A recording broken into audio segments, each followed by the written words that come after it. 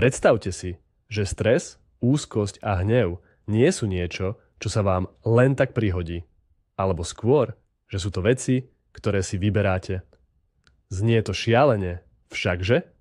No presne takto uvažovali stoici, filozofi, ktorí pred 2000 rokmi doslova vytvorili operačný systém premysel.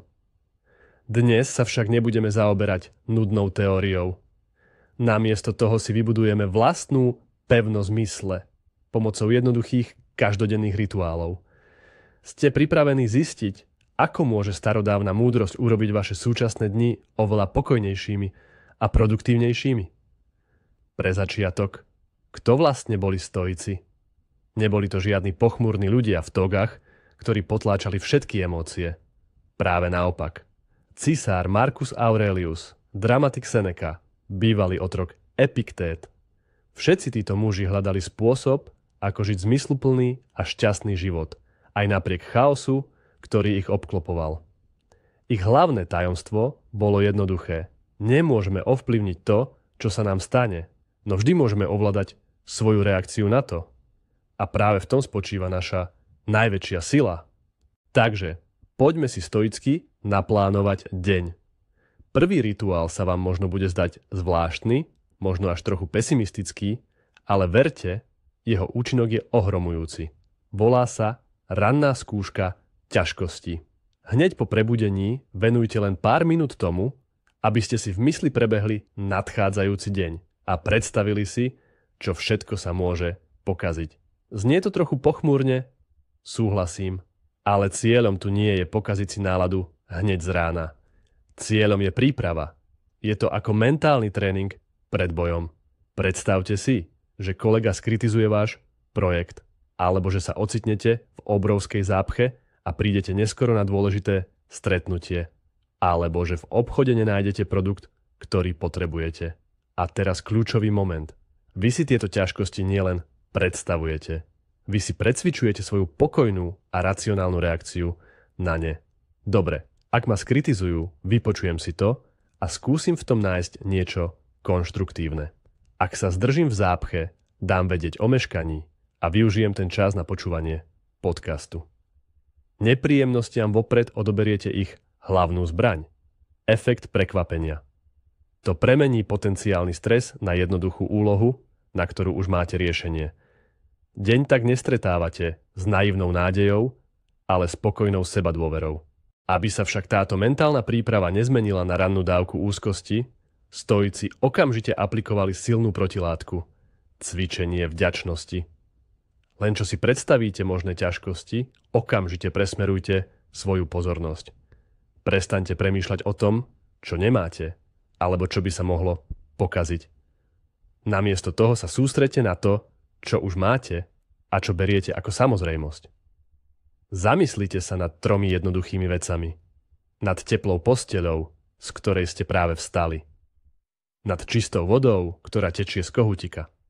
Nad šálkou horúcej kávy alebo čaju, ktorá vás čaká v kuchyni. Nad zdravím, ktoré vám umožňuje vstať a pohybovať sa. Nad blízkymi ľuďmi, ktorých máte vo svojom živote. A toto nie je žiadna ezoterika. Je to vedomé cvičenie na presun pozornosti. Náš mozog štandardne hľadá problémy a hrozby. Praktizovaním vďačnosti ho učíte všímať si to dobré.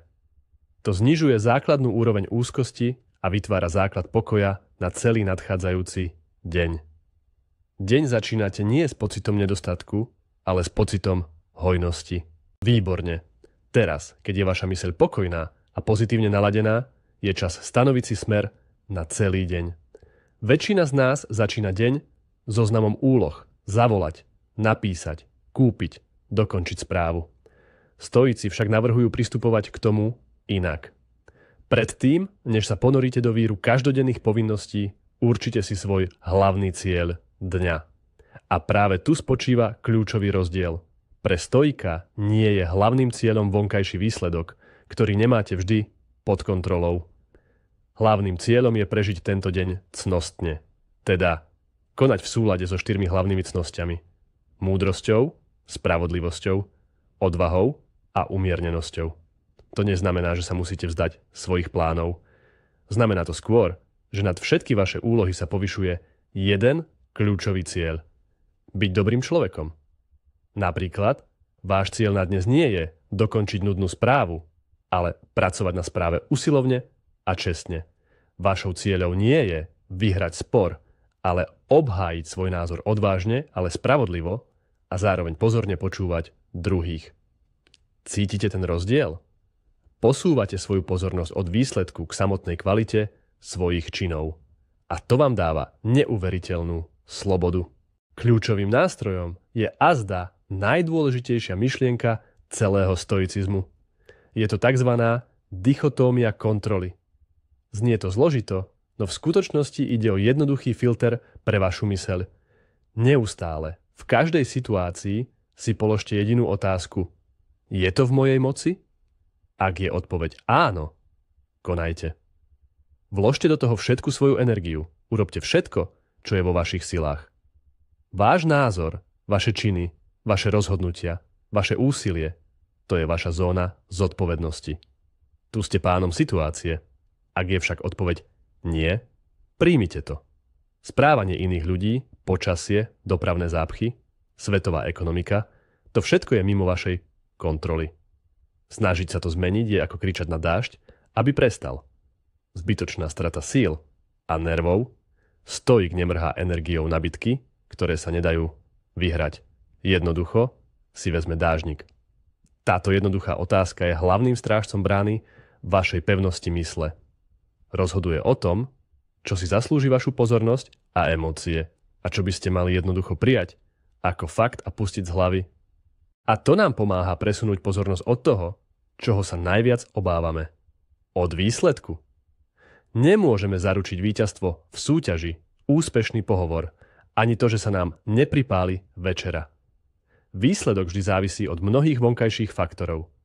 Čo však môžeme zaručiť na 100%? Svoje úsilie, svoju prípravu, svoju koncentráciu. Práve preto nás stoici nabádajú zamilovať si proces. Predstavte si lukostrelca, ktorý sa pripravuje na výstrel.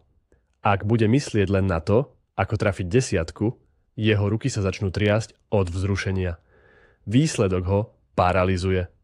Ale ak sa sústredí na proces, na správne dýchanie, na plynulé napínanie tetivy, na stabilný postoj, čiže na všetko, čo má plne pod kontrolou, jeho šance na úspech mnohonásobne vzrastú.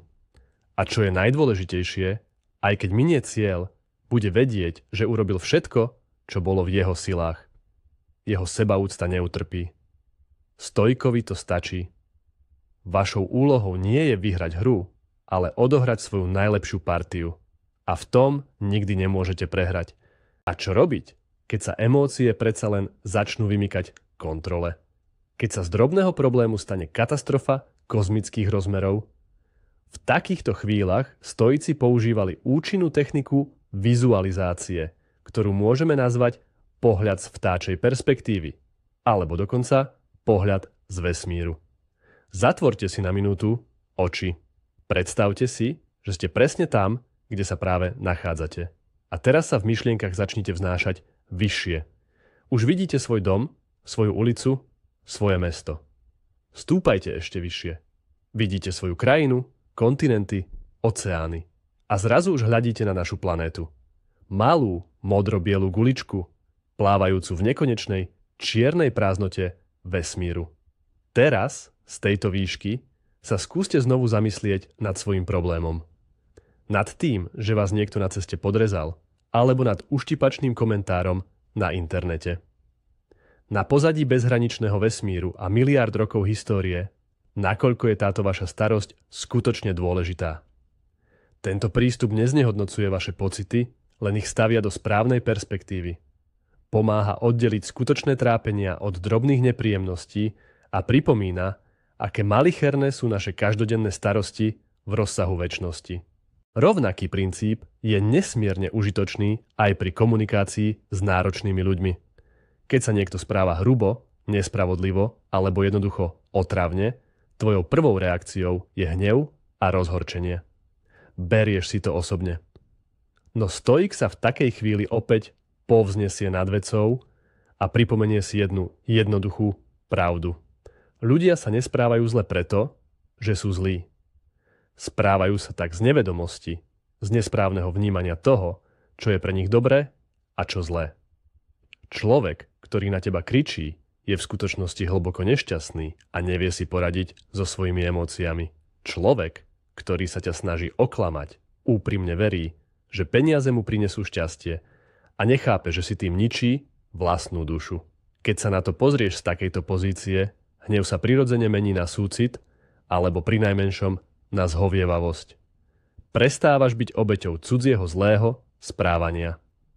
Stávaš sa pozorovateľom, ktorý nevidí zloducha, ale zblúdeného človeka. To však neznamená, že si máš nechať ubližovať, ale to znamená, že môžeš chrániť svoje hranice bez toho, aby si do seba vpustil cudzí jed. Počas dňa, najmä v okamihoch chaosu a zhonu, je ľahké stratiť sa v myšlienkach na minulosť a budúcnosť.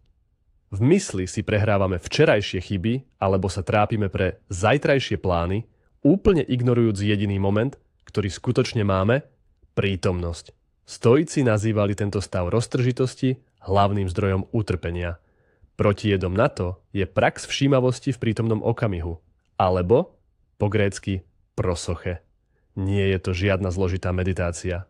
Je to jednoduché, no vôľové úsilie vrátiť svoju pozornosť k tomu, čo robíte práve teraz. Keď pijete čaj, jednoducho pijte čaj. Precíťte jeho teplo, arómu, chuť. Nekontrolujte pritom telefón a nemyslite na prácu. Keď idete po ulici, pozerajte sa okolo seba, cíťte vietor na tvári, počúvajte zvuky mesta. Buďte tu a teraz. Toto cvičenie vás vracia do reality. Znižuje úroveň úzkosti v pozadí, ktorá neustále žije buď v ľútostiach nad minulosťou, alebo v obavách z budúcnosti. Všímavosť je kotva, ktorá vás drží v pokojnom prístave prítomného okamihu. Nech sa snažíme akokoľvek, život nám nevyhnutne bude prinášať problémy. Niečo sa pokazí, plány sa zhatia, ľudia nás sklamú. Našou typickou reakciou je sklamanie, hnev, pocit nespravodlivosti. Hovoríme si, prečo sa to stalo práve mne? To sa nemalo stať. Stoici sa na to však pozerali úplne inak. Ich heslo, ktoré obzvlášť obľuboval Marcus Aurelius, znelo: prekážka je cesta. Čo to znamená? Akýkoľvek problém, akákoľvek ťažkosť, akákoľvek prekážka na vašej ceste, to nie je len otravná záležitosť. Je to príležitosť. Je to tréning pre vaše cnosti. Pokazil sa výťah. Výborne. To je možnosť precvičiť si telo a výjsť po schodoch. Kolega zlyhal s termínmi. Skvelé. To je šanca precvičiť si trpezlivosť a nájsť kreatívne riešenie problému. Stoik sa s ťažkosťami nielen zmierí, on ich víta, pretože vie, že práve prekonávaním prekážok sa kalí charakter. Ako oheň robí oceľ silnejšou, tak aj životné protivenstvá posilňujú nášho ducha. Zmenou svojho postoja k problému z nie na je zaujímavé, čo sa tu môžem naučiť. Premeníte akúkoľvek krízu na bod rastu. A teraz si predstavme ďalšie cvičenie, ktoré sa na prvý pohľad môže zdať pochmúrne, no v skutočnosti je obrovským zdrojom radosti a uvedomenia si hodnoty. Nazývame ho negatívna vizualizácia. Na rozdiel od rannej mentálnej prípravy, kde sa pripravujeme na drobné nepríjemnosti, si tu na chvíľu predstavíme stratu niečoho skutočne dôležitého. Stačí minútka. Sadnite si v tichosti a predstavte si, že ste prišli o niečo, čo si ceníte.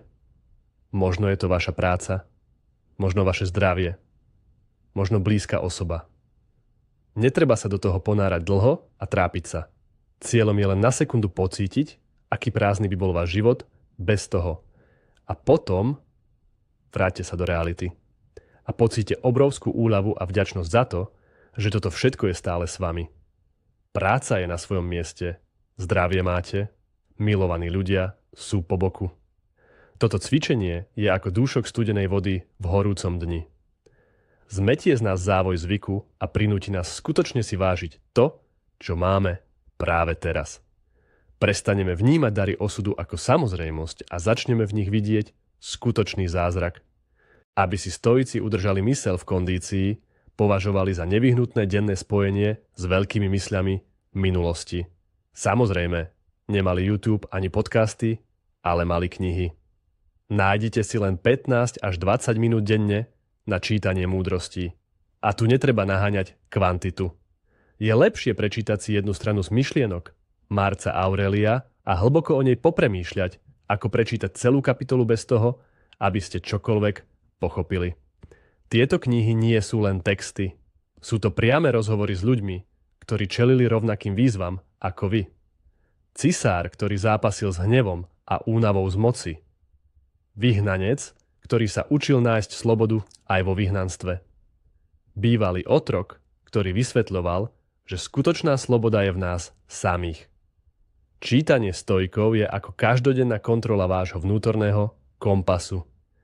Ich myšlienky pomáhajú odfiltrovať zhon, pripomenúť si hlavné hodnoty a ponúkajú hotové stratégie na riešenie životných problémov.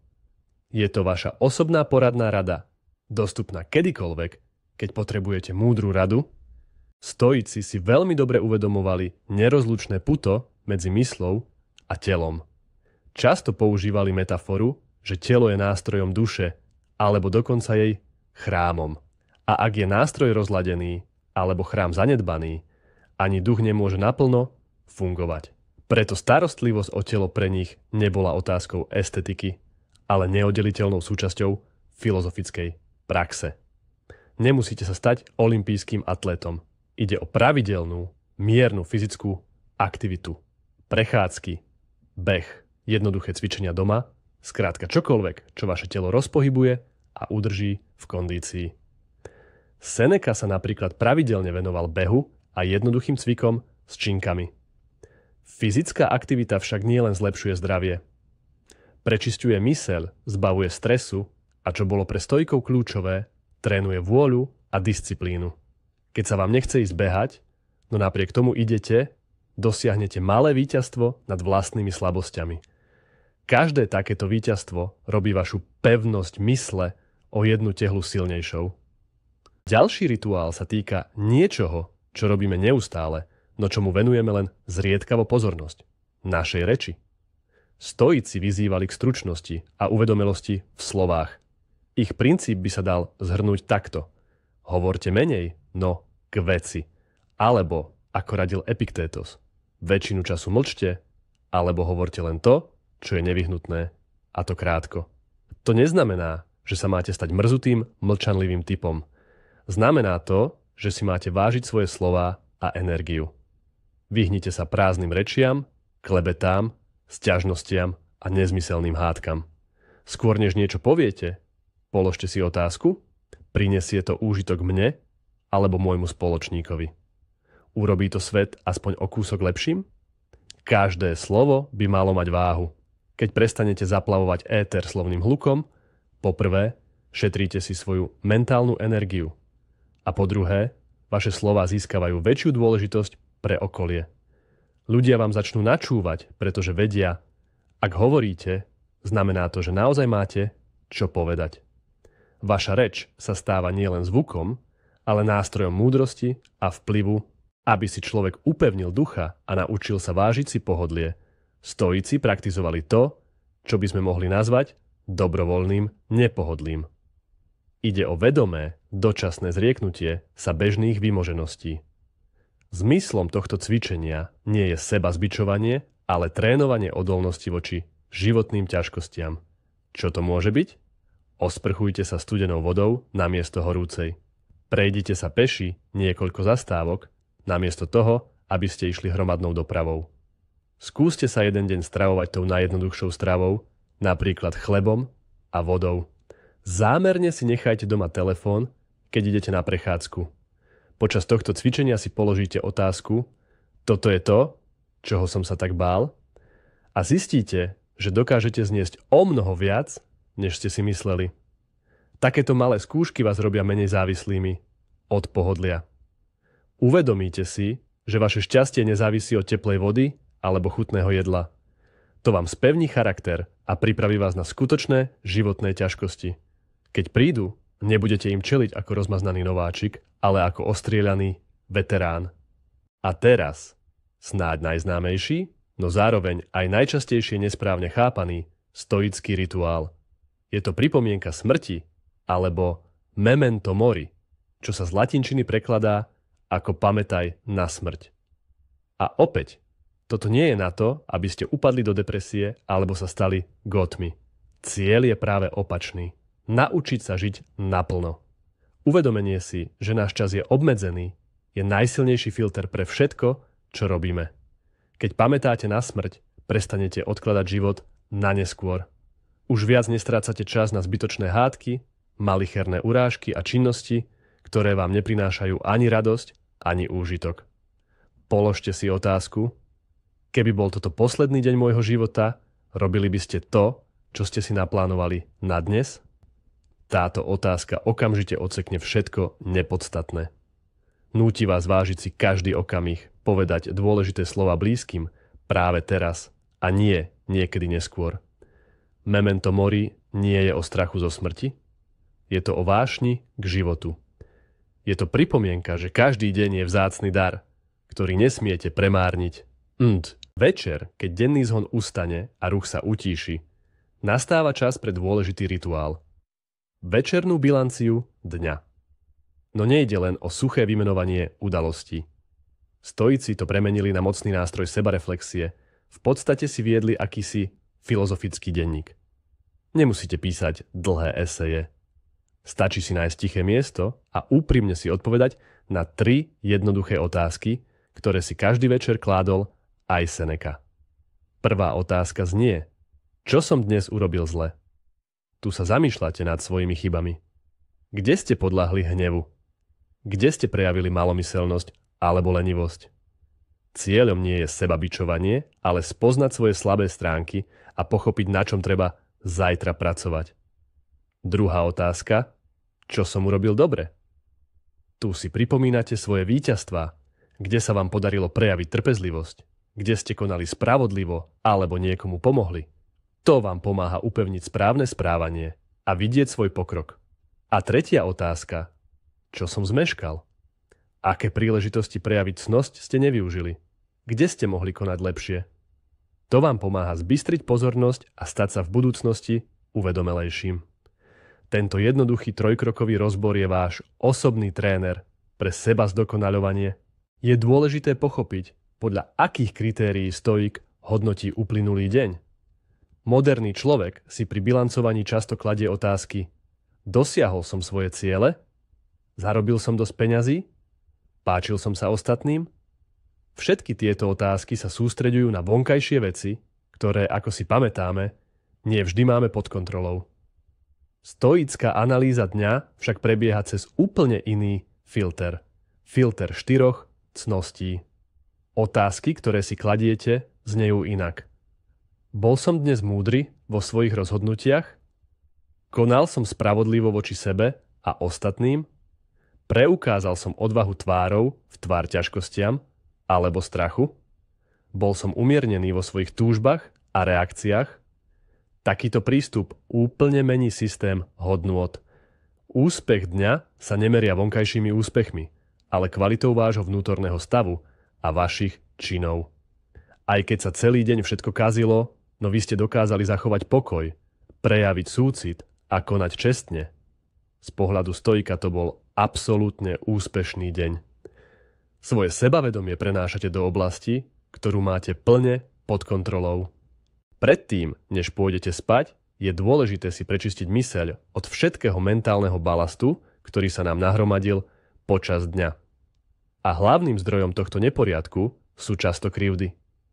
Niekto vás urazil, sklamal, alebo sa k vám zachoval nespravodlivo. Držať sa týchto krivd je ako piť jed v nádeji, že otrávený bude niekto iný. Jediný, komu tým ubližujete, ste vy sami. Preto si pred spaním vedome uvoľnite krivdy. Spomeňte si na človeka, ktorý vo vás vyvolal negatívne emócie. Pripomeňte si, ako učil Marcus Aurelius, že konal tak skôr z neznalosti, než zo zlého úmyslu. Pochopte, že jeho čin je jeho problém a ako naň zareagujete, je už len na vás. A rovnako dôležité je odpustiť aj sebe chyby, ktoré ste dnes urobili. Nie ste dokonalí a to je v poriadku. Sebakritika je užitočná pre analýzu, ale sebabičovanie je deštruktívne. Priznajte si svoje prešľapy, poučte sa z nich a jednoducho ich pustite. Vašou cieľou je ísť spať spokojnou dušou a čistou myslou, pripravenou na nový deň a nie prežúvať včerajšie trápenia. Posledný krok predtým, než sa vaša myseľ ponorí do hĺbkového odpočinku, je krátka a flexibilná príprava na zajtrajšok. Všimnite si, nehovorím o rigidnom plánovaní. Stoici vedeli, že život je plný prekvapení a lipnúť na prísnom pláne je zaručená cesta k sklamaniu. Namiesto toho si len zľahka načrtnite hlavné smery. Určite si 1-2 najdôležitejšie veci, ktoré by ste chceli urobiť. Robte to však s tzv. Výhradou osudu. Formulujte svoje plány približne takto. Zajtra plánujem dokončiť správu, ak nič nezabráni. Alebo pôjdem do posilňovne, ak to bude vôľa vesmíru. Takáto výhrada nie je prejavom fatalizmu.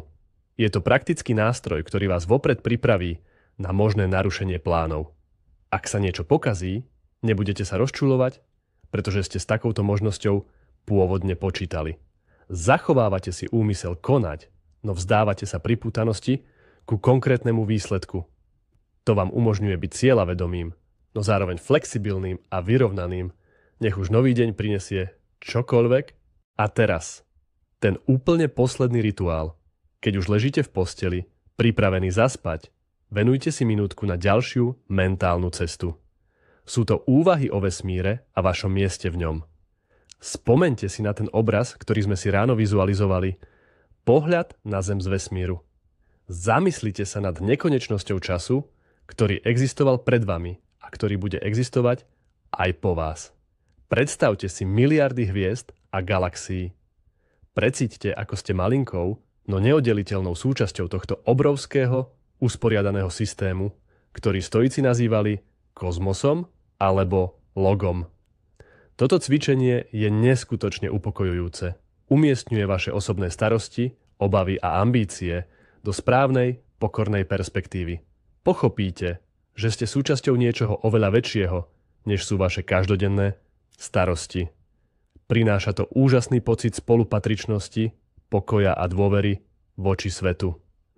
Zaspíte nie s hlavou plnou problémov, ale s pocitom harmónie a poriadku. Pripravený prijať všetko, čo pre vás prinesie zajtrajší deň. Łodia. Možno si myslíte, že všetky tieto pravidlá sú len pre ideálnych, bezcitných robotov. Tu je ale ten prekvapivý zvrat. Jeden z najvýznamnejších stoikov, Seneca, bol jedným z najbohatších mužov Ríma. Bol poradcom krutého cisára Nera. Prežil vyhnanstvo na pustý ostrov a napokon ho na smrť odsúdil jeho vlastný žiak Nero. A ako sa postavil k smrti? Keď prišli vojaci, neprepadol panike. Namiesto toho pokojne utešoval svoju rodinu, rozprával sa s priateľmi o nesmrteľnosti duše a s dôstojnosťou ukončil svoj život, ako to príkaz vyžadoval. Stoicizmus nie je len teória pre knižnice. Je to filozofia, ktorá sa kalila v ohni skutočného života, zrady a smrteľného nebezpečenstva. Nesľubuje, že vás zbaví bolesti, ale dáva vám nástroje, ako ju prijať so vstýčenou hlavou. V konečnom dôsledku budovanie pevnosti mysle nie je jednorazová akcia, ale každodenná prax. Každý z týchto malých rituálov je tehla v stene vašej vnútornej citadely, ktorá vás ochráni pred životnými búrkami. Nie je to o potláčaní emócií, ale o ich uvedomení si a správnom nasmerovaní. Ďakujem, že ste si pozreli toto video až do konca. Ak sa vám tieto myšlienky zdali užitočné, dajte nám like a prihláste sa na odber kanála, aby vám neušli nové videá. A teraz otázka pre vás. Aké rituály alebo návyky vám pomáhajú udržať si pokoj a jasnú myseľ počas dňa? Podielte sa o svoje skúsenosti v komentároch. Učme sa navzájom